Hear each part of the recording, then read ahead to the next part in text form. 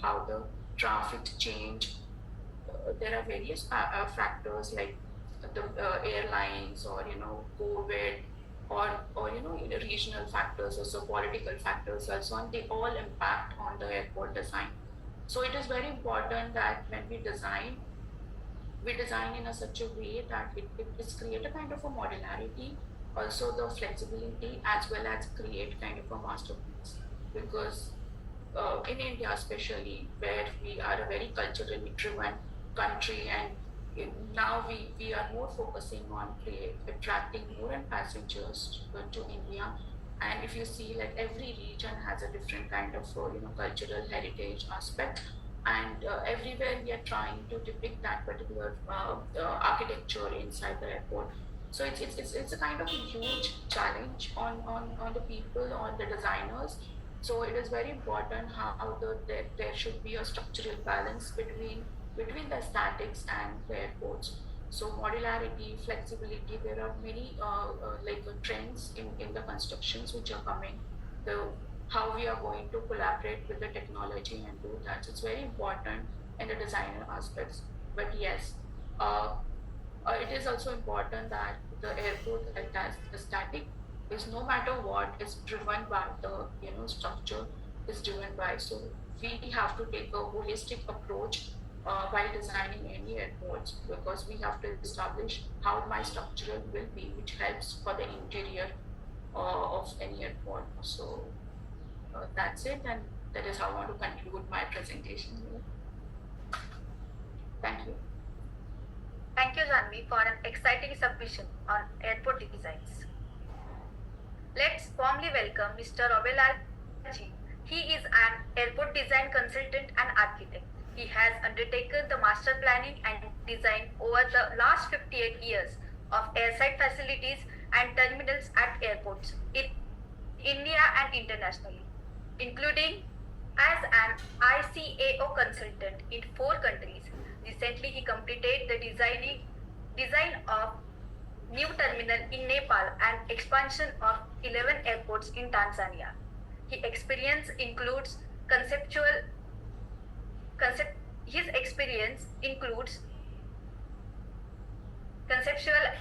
a detailed design of facilities and undertaking airport master planning and civil aviation master plans. He has served on the board of directors of IAAI and AAI as the airport director of Delhi Airport and the head of departments of planning and designing and the operations department of AAI. Mr. Robelarji will present a submission on integrity, sustainability and the functionality in airport design. So let's welcome Robelarji.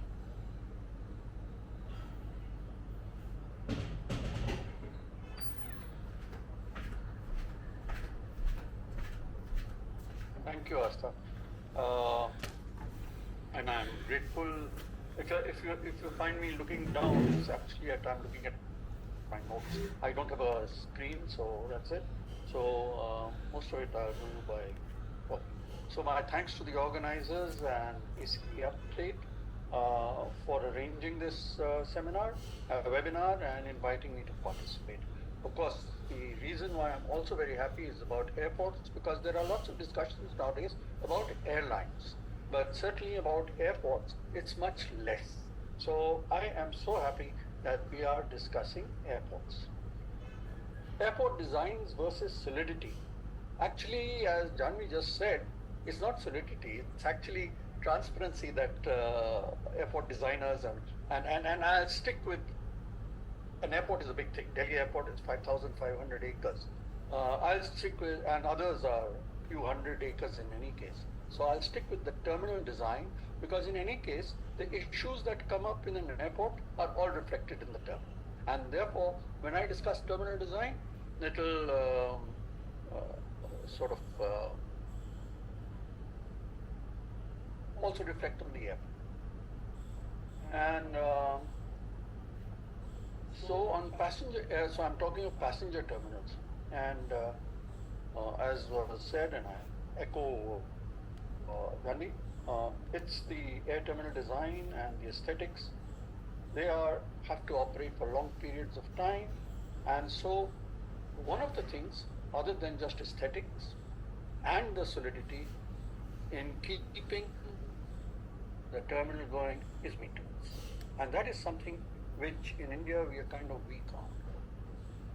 However, the design itself has to take into account various issues, the volume of traffic both annually and in peak periods, the purpose of the terminal, that's domestic or international. Most important, and many of us don't really uh, appreciate the capacity analysis that is required. And there the ADRM reference manual is a good guide, but that's also changing and you have to change with it.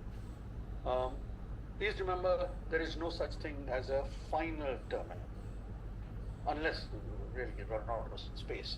It's always an airport terminal, as any airport also, is a work in progress. And you see that happening even while work is in progress, physically.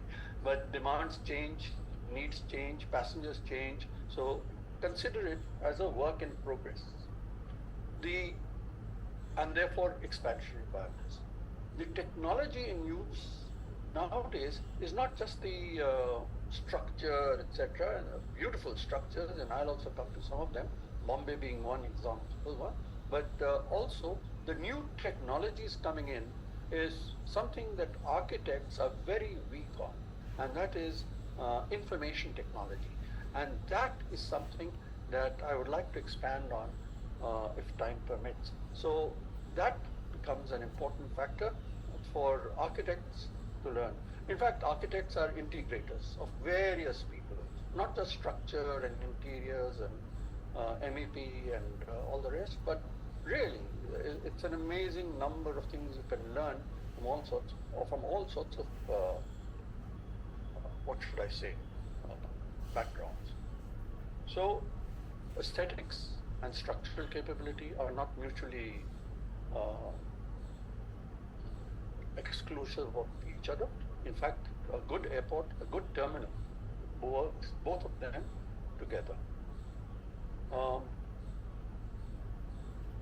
There are, of course, some excellent looking terminals which take into account the interiors and the outsides.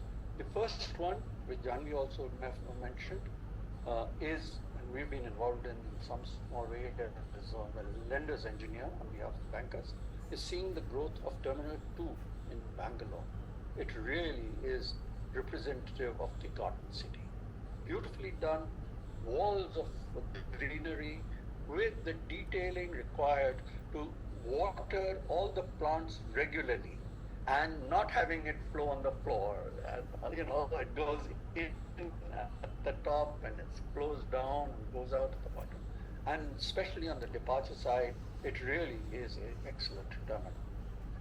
The new terminals in Singapore, of course, are works of art, but architecturally, very interesting.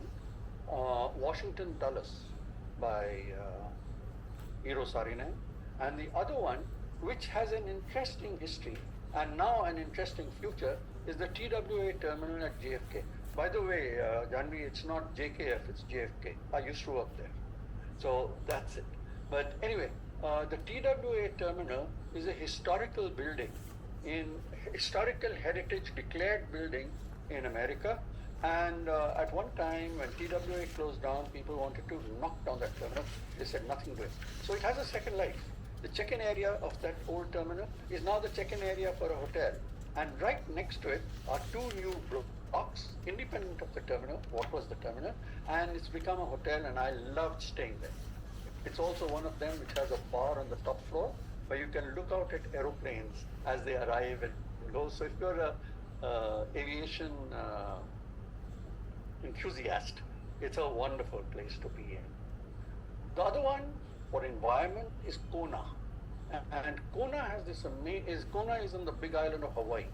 And I was involved in the master planning, though the detailed design done a few years after I worked with my company on master planning, won the American Institute of Architects Award for that building. It's open, it's like you can imagine an open area with the gardens, like Honolulu also. But this one is really garden. The security area is in a garden, or and the security is kept in by lava walls made with the sort of raw lava rock, which are chest high, and on front of them they have cactus and orchids, so you can't cross over them, and it's absolutely gorgeous.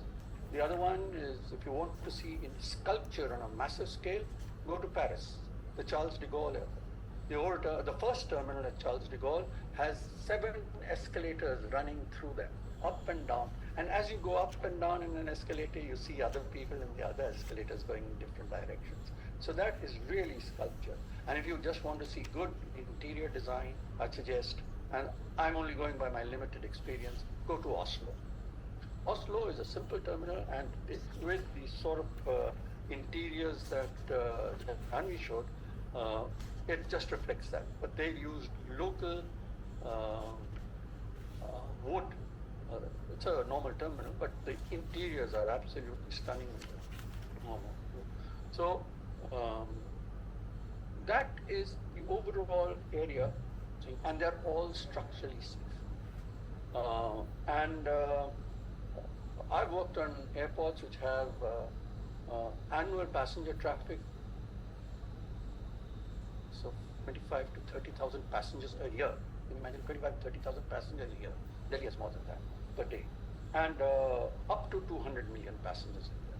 So it's quite a range to work in, and to get one's mind around what happens in such places is really a demanding effort. It really takes. So increased efficiency, and especially with information technology.